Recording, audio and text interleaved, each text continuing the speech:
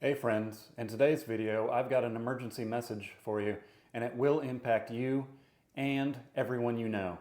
I'm Mac and you're watching Mac's Travel and Finance. I retired at the age of 46 and I've lived on 3 different continents, and my goal for us with this channel is to encourage, educate, and for you to enjoy. I'd like to welcome those of you who are new to the channel. I'd like to welcome back those of you who are returning, and I just want to say how much I appreciate your support. And with that being said, let's go ahead and get into the video. An emergency fund is critical to your financial stability, and according to lendingtree.com, 49% of Americans do not have $1,000 saved. Now, in my last video, I talked about my top 5 debt villains. This is part 2 of that video about avoiding debt, and today we're going to talk about the importance of not letting an unexpected expense bury us all in a financial hole. I have what I think is a pretty unique story, pretty crazy story that recently took place in the lives of my wife and I'll share that towards the end of the video, so stay tuned for that. Unfortunately, it's not uncommon to drive down the road and see an abandoned vehicle, and I don't know about you, but every time I see that, it just kind of breaks my heart. I imagine the events that had to take place for that to happen, and I just wonder, ask yourself, if you had to get a new set of tires today, or you had to make an unexpected visit to the doctor, would that be something that you would be able to afford? Dave Ramsey recommends that we have at least $1,000 saved in a starter emergency fund when we're getting started. And I can't really disagree with that number. And that's not something that you necessarily have to gather all at one time. It is something that you should gather as soon as possible, however. What doing an emergency fund does is it turns an emergency into an inconvenience. Now, I'm certainly not a fan of inconveniences, and I don't think that you are either. But what it does do when you have that emergency fund set aside is it allows you to pay for that unexpected expense without having to go into debt or choose which bill you aren't going to pay this month. And so in that way, it really does turn what could be an emergency expense into an inconvenience. Neither one of those things are really what we're shooting for, but given the choice between an emergency or an inconvenience, I think we would all choose the inconvenience. So when you do have to dip into your emergency fund, it's important that you replenish that money as soon as you can. Again, you may not be able to do that all at once, but it is important that you are able to replenish those funds, because sometimes problems, the way life works out, kind of come in bunches occasionally. So the sooner you can get that $1,000 back in there, the sooner you'll be able to weather the storm of the next problem that's going to arise. Now, $1,000 is just the starting point, and there's not a one-size-fits-all number for everyone, because everybody's circumstances and situation, their income, your job, where you live is completely different than the person next to you. Your goal should be eventually to have months worth of living expenses saved up. What if you lost your job? What if you had to move unexpectedly? And again, this is something that you would build up over time. It's not something that most people can just sock away thousands of dollars all at one time. So it is something that you will want to do over a course of time, but it is something that you want to do as soon as possible, because the more money you can have saved up for emergencies, the more peace of mind that you can have.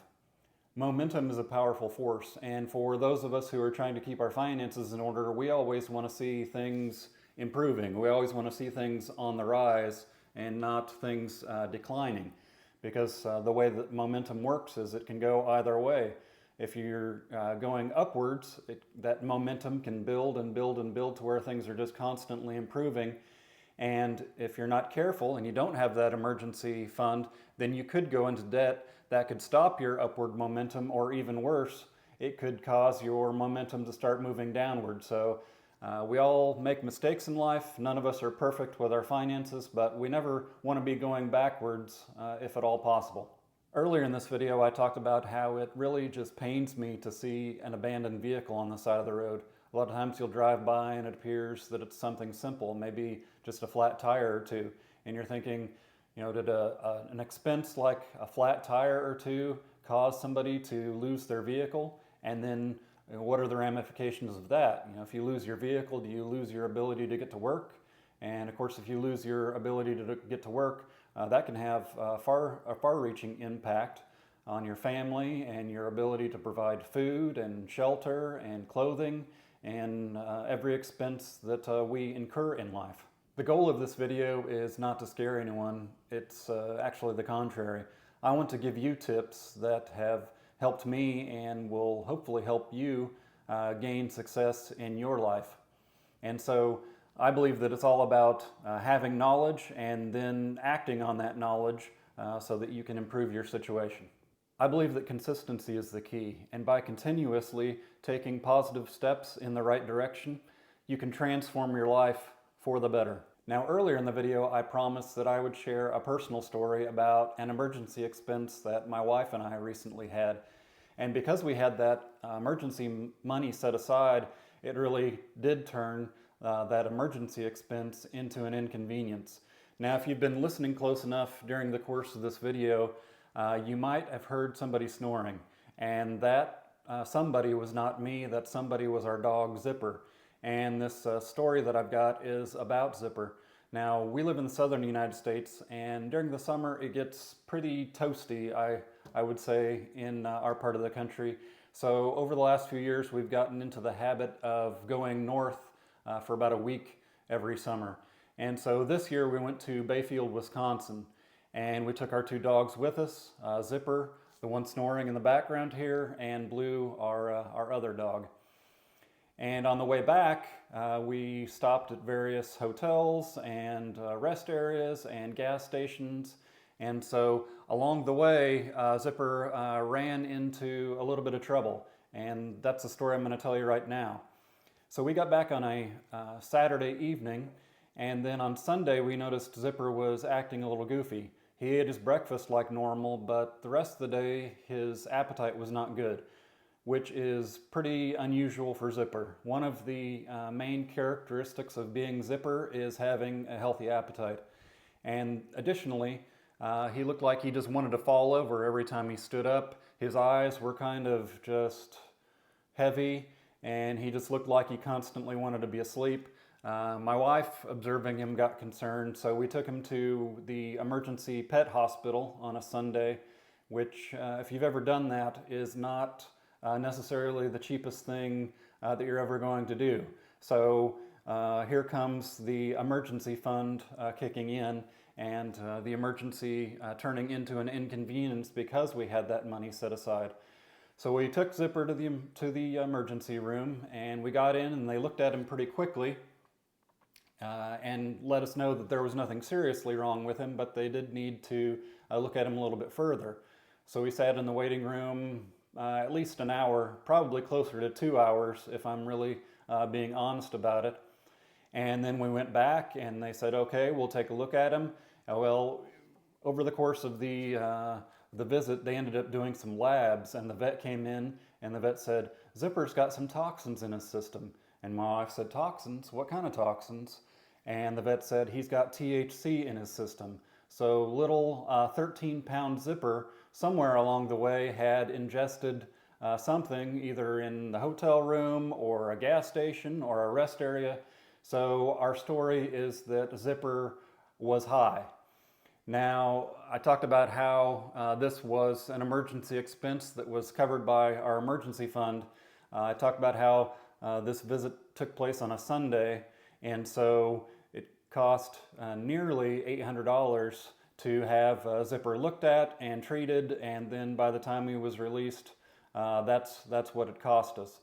And so that just highlights the importance of having an emergency fund for us, and probably that will be the thing that we will remember most about the vacation. Now, we did have a great time in Wisconsin. We got the cool weather that we were looking for, and Lake Superior was awesome. But probably the most memorable thing that we will think about as it relates to that vacation when we're looking back on it 5 or 10 or 15 years from now is Zipper's marijuana madness episode.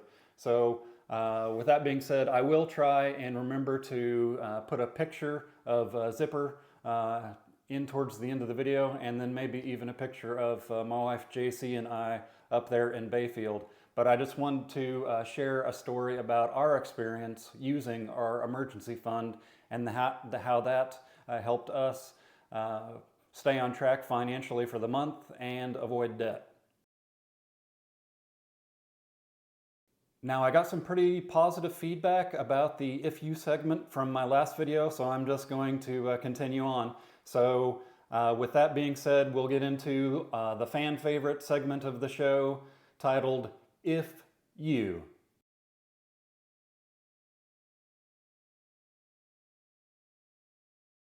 If you have ever been divorced and gotten engaged in the same day, please like, comment, and subscribe.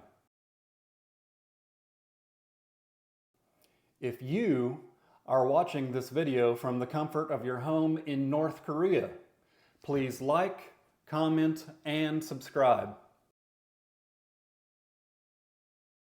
If you have ever missed a flight because you went to the wrong airport, please like, comment, and subscribe.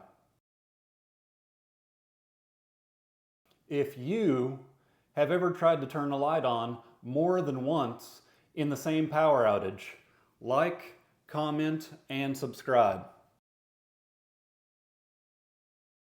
If you believe the words of John 14:6, where it says, Jesus answered, I am the way, the truth, and the life.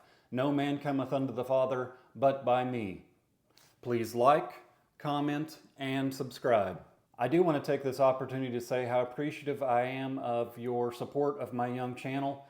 This channel really does exist for you, and without you, I'm really just sitting in my office talking to my ceiling fan and my snoring dog.